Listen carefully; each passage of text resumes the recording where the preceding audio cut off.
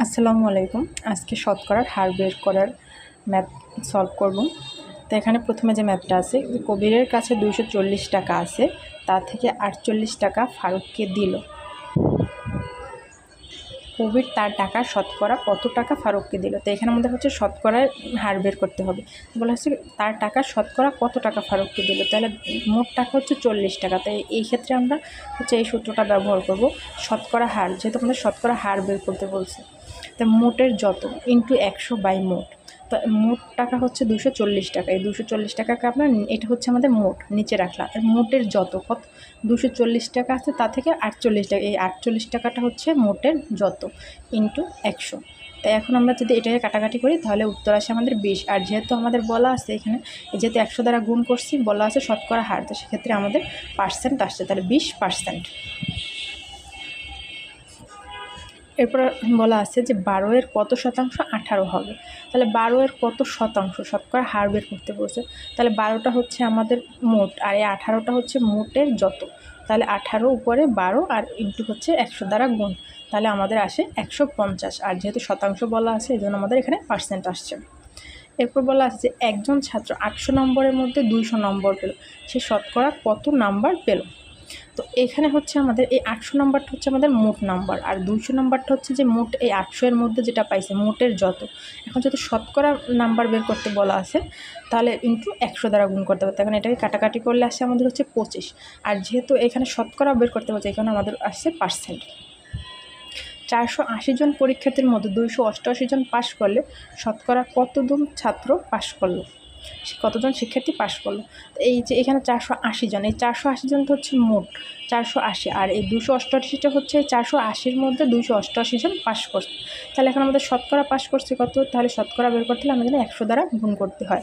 তাহলে এটাকে কাটাকাটি করলে আসে আমাদের 60। আর যেহেতু আমাদের শতকরা কথা বলেছে, এখানে আসছে হচ্ছে পার্সেন্ট।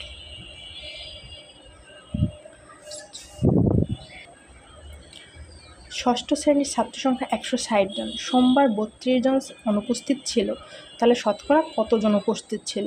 তাহলে এখানে আমাদের 160 জন হচ্ছে ছাত্র সংখ্যা, আর বলা আছে যে কতজন উপস্থিত ছিল। তাহলে 160 থেকে অনুপস্থিত ছিল হচ্ছে আমাদের 32 জন। তো 160 থেকে আমরা 32 জন বিয়োগ দিলে থাকে 128 জন। তো এই 128 জন হচ্ছে আমাদের উপস্থিত ছাত্রের সংখ্যা। এখন এই উপস্থিত ছাত্রের সংখ্যা বলা আছে যে শতকরা কতজন বের, তাহলে এই সংখ্যাটার আমাদের শতকরা বের করতে হবে। তাহলে শতকরা বের করলে মোট ছাত্র হচ্ছে 160 জন।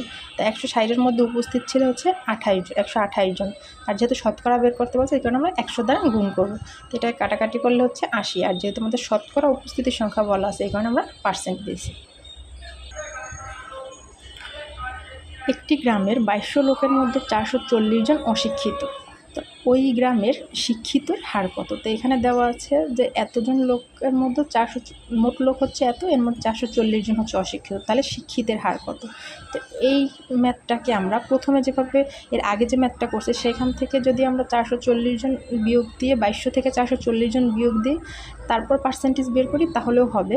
আর আবার আমরা এটাকে এভাবেও করতে পারি যে অশিক্ষিত লোকের সংখ্যা দেওয়া আছে, যেহেতু এখানে দেওয়া আছে অশিক্ষিত, তাহলে 2200 লোকের মধ্যে অশিক্ষিত হচ্ছে 440 জন, আর শতকরার জন্য 100 দ্বারা গুণ করলে আসে আমাদের 20%। তাহলে এখানে অশিক্ষিতের পার্সেন্ট আমরা বেশ করছি 20%। তো অশিক্ষিতের পাশ যদি আমরা 20% হয়, তাহলে 100% আমাদের টোটাল লোক। তাহলে 100 থেকে 20% বিয়োগ দিলে যে 80% থাকে, সেটাই আমাদের শিক্ষিত লোকের শতকরা হার। তো এইভাবেও আমরা করতে পারবো, আর এর আগে যে ম্যাথটা করছি ওইভাবেও আমরা করতে পারবো। এই রকমের ম্যাথগুলো আমরা এই 2 রকমভাবেই সলভ করতে পারবো। তো এতক্ষণ আমাদের মোট দেওয়া ছিল, আমরা শতকরা বের করছি, আর এখন হচ্ছে মোট দেওয়া থাকবে শতকরা, এখন হচ্ছে শতকরা দেওয়া থাকবে, মোট বের করতে হবে। আর এর আগে হচ্ছে আমাদের মোট দেওয়া ছিল, শতকরা বের করছি। তাহলে 1 নম্বর পদ্ধতিতে আমরা দেখি যে কোনো স্কুলে মোট শিক্ষার্থী 1200 জন, যদি শিক্ষার্থীদের মধ্যে 55% ছাত্র হয়, তাহলে ছাত্রদের সংখ্যা কত। এর আগে দেওয়া ছিল যদি 55 জন ছাত্র হয়, এবার দেওয়া আছে আমাদের পার্সেন্ট। তাহলে দেওয়া আছে যে ছাত্রের 55%, তা 1200-এর 55%, 1200 এর, তাহলে এই যে 1200 এর হচ্ছে আমাদের গুণ। তাহলে 55%, যেহেতু পার্সেন্ট দেওয়া আছে, তাহলে আমরা জানি প্রথম 1 নম্বর পর্বে দেখে আসছি আমরা 55/100 ইকুয়াল হচ্ছে 660 জন। উত্তর হচ্ছে আমাদের বলা আছে তাহলে ছাত্রের সংখ্যা কত। এখানে তো 55% দেওয়া আছে, তাহলে ছাত্রের সংখ্যা 660 জন। এখন এই যে শতকরা মোট বের করতে হবে, এটার আরেকটা পদ্ধতি হচ্ছে যে কোনো স্কুলের মোট শিক্ষার্থী 1200 জন, যদি শিক্ষার্থীদের মধ্যে হচ্ছে আমাদের 55% ছাত্র হয়, তাহলে ছাত্রীর সংখ্যা কত। তো প্রথমটাতে আমরা এখানে হচ্ছে 55% ছাত্র দেওয়া আছে, তাহলে ছাত্রীর সংখ্যাই বের করছি, আর এটাতে হচ্ছে 55% ছাত্র দেওয়া আছে, তাহলে ছাত্রীর সংখ্যা বের করতে হবে। তো এখানে আমরা যে টোটাল হচ্ছে আমাদের 100%, তাহলে 55% যদি হচ্ছে আমাদের ছাত্র হয়, 55% যদি হয় ছাত্র, তাহলে 100 থেকে 55% বিয়োগ দিলে আমাদের থাকে হচ্ছে 45%। এই 45% হচ্ছে ছাত্রী। এখন আমরা এই ছাত্রীর সংখ্যা বের করতে পারবো। তাহলে টোটাল হচ্ছে আমাদের 1200, তাহলে 1200 এর 45%, তাহলে 45 ভাগ 100, 540 নেই, 540 জনই হচ্ছে আমাদের ছাত্রী। এখন কিন্তু এই ম্যাথটাকে আমরা এর আগে যেভাবে দেখে আসছি, এর আগে ওইভাবেও কিন্তু আমরা এভাবেও ম্যাথটাকে আমরা এভাবেও করতে পারি যে এই যে ছাত্র সংখ্যা দেওয়া আছে 55%, তা 1200 এর 55% বের করে 55%-এ যা আসে সেটা থেকে কিন্তু আমরা সেই মানটাকে 1200 থেকে বিয়োগ করলেও কিন্তু 540 জন ছাত্রী সংখ্যা আসবে।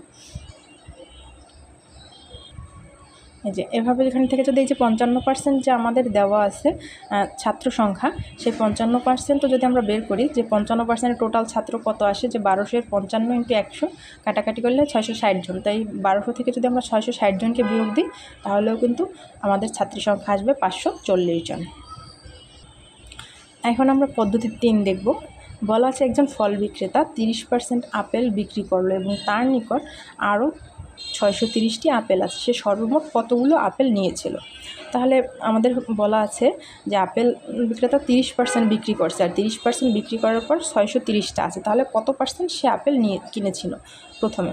তাহলে বিক্রি হওয়ার পর অবশিষ্ট আছে 130% ফল বিক্রি করছে, তাহলে 30% বিক্রি করলে বাকি থাকে 100% জায়গায় যদি 30% বিয়োগ দিই তাহলে 70%, তাহলে 70% আছে, তাহলে অবশিষ্ট আপেল 630টা, তাই 70% সমান হচ্ছে এই 630টা, যেহেতু 630টি আপেল আছে আর 30% বিক্রি করলে থাকে 70%, 70% হচ্ছে 630টা, তাহলে 1% সমান হচ্ছে 630 ভাগ 70, আর যেহেতু বলা আছে যে সে সর্বমোট কতগুলো আপেল কিনেছিল, তাহলে 100% সমান হচ্ছে 630 ভাগ 70 × 100 ইকুয়াল হচ্ছে 900, তার বিক্রেতা 900টি আপেল কিনেছিল। 15% বেতন বৃদ্ধি পেয়ে 5750 টাকা হলে পূর্বের বেতন কত। তো এখানে 15% যখন বৃদ্ধি পেয়েছে তখন 100% আগেই ছিল, তার সাথে হচ্ছে 15 যোগ হবে, তাহলে 115% বৃদ্ধি পেয়ে বেতন হচ্ছে 5750 টাকা।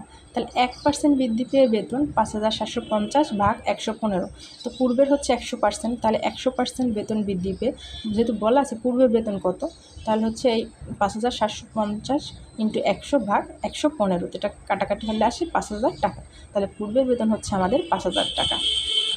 এখন দেখবো যে হ্রাস বৃদ্ধির শতকরা, আগে যে আমাদের শতকরা কখনো বাড়ে কখনো যে এত পার্সেন্ট বাড়ছে এত পার্সেন্ট কমছে।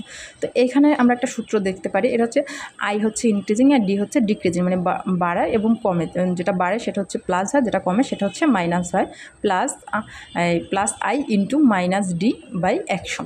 এখানে এক ব্যবসায়ীর একটি পণ্যের মূল্য 25% বাড়ালে অতঃপর বর্ধিত মূল্য থেকে 25% কমালে সর্বশেষ মূল্য সর্বপ্রথম মূল্যের তুলনায় কত বাড়লো বা কমলো, আর কি সর্বশেষ মূল্যটা সর্বপ্রথম মূল্যের থেকে কত বাড়ছে বা কমছে। তো প্রথমে 25% হচ্ছে মূল্য বাড়ছে, তার কারণে +25, এরপর হচ্ছে তারপর বর্ধিত মূল্য থেকে 25% কমছে, তাহলে বর্ধিত মূল্য থেকে 25% কমলে হচ্ছে আমাদের সেটা হচ্ছে -25 প্লাস, এরপর আমাদের এই যে বাড়ছে আর যে কমছে দুইটার গুণফল, তো +25 × -25 ভাগ 100, এখন এটাকে কাটাকাটি করলে হচ্ছে আমাদের আসে 6 তো এখানে বলা আছে যে মূল্য কত কম বাড়লো বা কমলো, তো 6 কাটাকাটি করলে হচ্ছে আমাদের আসে 6.25%। তো এখানে 25 এখানেও 25, এই দুটা তো শূন্য হয়ে যায়, আর এই 25 গুণ করলে আসে আমাদের 625, তো 625কে যদি আমরা 100 দ্বারা ভাগ করি তাহলে 6.25% হচ্ছে আমাদের আসে। একটি পণ্যের দাম 20% ছাড় দেওয়া হলো, তা পুনরায় হ্রাসকৃত মূল্যের 5% ছাড় দেওয়া হলে মোটের উপর কত ছাড় দেওয়া হলো। আচ্ছা, এই প্রশ্নটাতে হচ্ছে আমাদের বলা হয় যে মোটের উপর কত ছাড় দিচ্ছে, তা প্রথমে ছাড় দিচ্ছে হচ্ছে 20%, তা কমছে 20%, তা কমলে হচ্ছে আমরা দেখে আসছি বিয়োগ, তাহলে বিয়োগ 20%, তারপর হচ্ছে পুনরায় আবার যে হ্রাস পাইছে 20%, সেইখান থেকে আবার 5% ছাড় দিছে, তাহলে -5 প্লাস, এখন হচ্ছে এই দুইটার ওই যে দুইবার যে কমছে সেটার গুণফল, দুইটাই বিয়োগ, -20 ইন্টু -5 ভাগ 100। তো এখান থেকে হচ্ছে আমাদের থাকে আসে -20 -5, এখানে -25, আর এইখান থেকে হচ্ছে আমাদের এই 20 ইন্টু 5, যে দুইটা মাইনাস আছে সেটা তো মাইনাসে মাইনাসে প্লাস হয়ে যায়, 100 আসে, তাহলে নিচে আসে 100, উপরে 100, কাটাকাটি করলে হচ্ছে আসে 1, তা -25 + 8 ইকুয়াল হচ্ছে আমাদের 24%। একটি আয়তাক্ষেত্রের দৈর্ঘ্য 20% বৃদ্ধি ও প্রস্থ 10% হ্রাস করা হলে ক্ষেত্রফল শতকরা কত পরিবর্তন ঘটবে? আচ্ছা, ক্ষেত্রফলে বলছে যে দৈর্ঘ্য যদি 20% বৃদ্ধি পায় আর প্রস্থ যদি 10% হ্রাস পায়, তাহলে 20% বৃদ্ধি পেয়ে দৈর্ঘ্য হচ্ছে 100 + 20, 120%, এখন আসে 120%, আর 10% যদি হ্রাস পায় তাহলে প্রথমে এই যে তখন কিন্তু যখন আমাদের বলা আছে দৈর্ঘ্য 20% বৃদ্ধি ও প্রস্থ 10% হ্রাস, তাহলে এইখানে কিন্তু যে প্রস্থটা 10% হ্রাস পাইছে, তাহলে এই 10% হ্রাস কিন্তু হচ্ছে আমাদের মানে 100 থেকে যে 10 বিয়োগ 100%-এর উপর কিন্তু 10% হ্রাস পায় না, এই 120% বৃদ্ধি পাইছে, তার উপর 10% হ্রাস পাইছে, তাহলে 10% আর 120 এর 10/100, তাহলে এখানে আমাদের হচ্ছে কাটাকাটি করলে হচ্ছে আমাদের আসে হচ্ছে 12।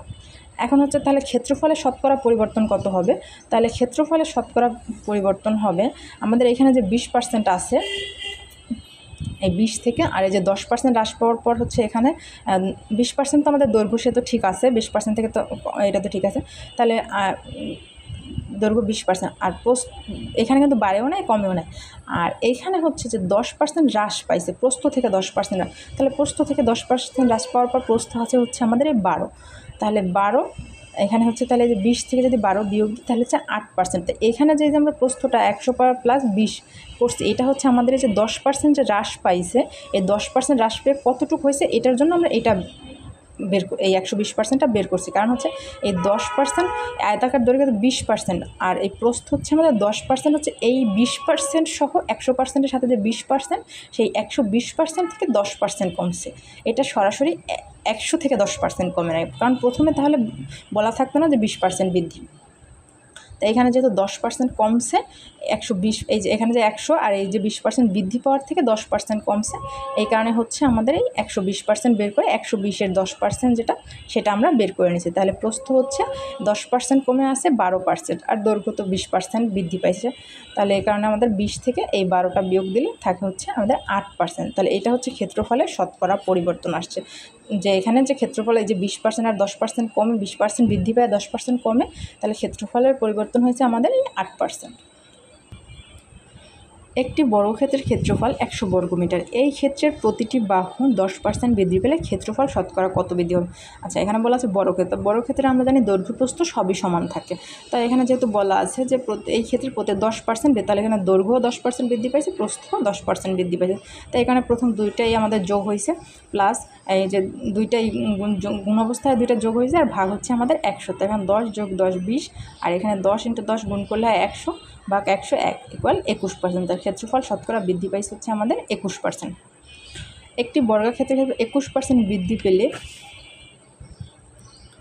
তার এক বাহুর দৈর্ঘ্য শতকরা কত বৃদ্ধি হবে? এখানে বলা হয় যে এক বাহুর দৈর্ঘ্য ক্ষেত্রফল যদি 21% বৃদ্ধি পায়, আচ্ছা এই যে আমরা প্রথমে যে ম্যাথটা করছি এটা ঠিক উল্টা ম্যাথটা হচ্ছে আমাদের এইটা, তার এখানে হচ্ছে আমাদের ক্ষেত্রফল কতটুকু বৃদ্ধি পাবে সেটা বের করতে বলেছে, আর এখানে আমাদের ক্ষেত্রফল দেওয়া আছে, এখন তার এক বাহুর দৈর্ঘ্য আমাদের বের করতে হবে, তাহলে আমরা ধরি এক বাহু হচ্ছে সমান, আমরা ধরে নিচ্ছি 100, তাহলে ক্ষেত্রফল হচ্ছে আমাদের 100, যেহেতু বর্গক্ষেত্র তাহলে দৈর্ঘ্য প্রস্থ সমান, তাহলে 100 × 100 ইকুয়াল 10,000 আছে আমাদের, হ্যাঁ, তার 21% হচ্ছে আমাদের বলা আছে যে বৃদ্ধি পেলে ক্ষেত্রফল, তাহলে 21% বৃদ্ধি পেয়ে ক্ষেত্রফল হচ্ছে আমাদের, তা প্রথমে তো এই তো 10,000টা তো আমাদের মূল, আর এই 10,000-এর ওপর হচ্ছে আমাদের 21% যে বৃদ্ধি পাইছে, তাহলে 10,000-এর 21%, তাহলে 10,000 + 10,000-এর 21% হচ্ছে আমাদের 10,000 × 21 ভাগ 100, তো এখানে আমাদের গুণ করে কাটাকাটি হলে আসে 2100, তাহলে 10,000 + 2100 এগুলো 12,100, তাহলে এখন হচ্ছে আমাদের এক বাহুর, এটা হচ্ছে আমাদের যে 21% বৃদ্ধি পেয়ে ক্ষেত্রফল হচ্ছে এইটা বের হয়েছে, এখন আমরা এক বাহুর দৈর্ঘ্য, আমরা যদি দৈর্ঘ্য থেকে ক্ষেত্রফল বের করতে চাই তাহলে দৈর্ঘ্য ইন্টু প্রস্থ, তাহলে হচ্ছে আমাদের এই দুইটা গুণ হয়, তো এখন যেহেতু আমরা এক বাহুর দৈর্ঘ্য বের করতে পারবো, তখন হচ্ছে আমাদের এই ক্ষেত্রফলের উপর রুট করতে হবে, তাহলে এই 12,100-কে যদি আমরা রুট করি তাহলে হচ্ছে আমাদের আসে হচ্ছে 110, তাহলে নতুন ক্ষেত্রফল, তাহলে পূর্ব ক্ষেত্রফল তো ছিল আমাদের হচ্ছে 100, আর তাহলে হচ্ছে নতুন ক্ষেত্রফল হচ্ছে বৃদ্ধি পাইছে কত, এই 110 থেকে যদি 100 বিয়োগ দিই তাহলে 10%, এই 10%টা হচ্ছে আমাদের নতুন ক্ষেত্রফল বৃদ্ধি পাইছে।